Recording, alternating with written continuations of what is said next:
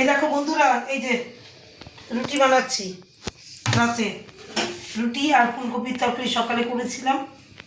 বাবু তো ভাত খেতেই চায় না, কি বলবো আর।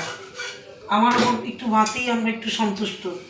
হ্যাঁ, কিন্তু ও রুটি একবারে সকালেও বেরায়, ইউনিভার্সিটিতে যায় যখন, তখন ও বলে রুটি করে দিতে। শুধু এত রুটি খেলে হবে বলো তো? এত রুটি খেলে আর আমার ভালোও লাগে না এত রুটি মুটি করতে। এমনি পায়ে ব্যথা, কোমর ব্যথা, কি কষ্ট তুমি জানো না। পায়ের যন্ত্রণায়, হ্যাঁ, সে ঠান্ডা পড়েছে, তার মধ্যে আরো বেশি যন্ত্রণা হচ্ছে। আর পায়ের পিছনটা, হাঁটুর পিছনটা জ্বলে যাচ্ছে আমার, জানো না, সারাদিন ধরে। তাহলে তোমরা সবাই তো রুটি খাও রাতে রাখে কেউ, নালে কি আমার মতো ভাত ভাত প্রেমী কে কে আছে আমাকে একটু জানিও, কারা ভাত প্রেমী। হ্যাঁ, ভাতকে ভালোবাসে কারা। আমি একটু ভাত পছন্দ করি, ওরা রুটি পছন্দ করে, ছেলে মেয়েরা রুটি পছন্দ করে, যার জন্য রুটিটা করতে হয় আমার।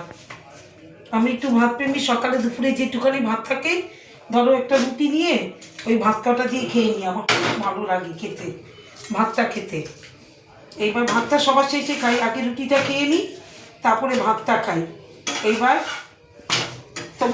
তোমাদের নিশ্চয়ই রাতে ডিনার হয়ে গেছে। এবার দেখো,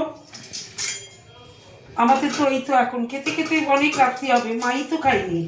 এই যে রুটি করে মাও খাবে, রুটি খাবে মা, বাবু খাবে রুটি, মা খাবে রুটি, ওরা খাবে সব রুটি। আর আমিও খাবো, দুটো খাবো ধরো।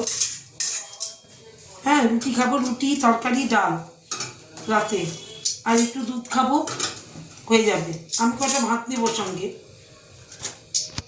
তাহলে শুভরাত্রি, সবাই ভালো থেকো। দেখো রুটি, দেখো সবাই ভালো থেকো, সুস্থ থেকো।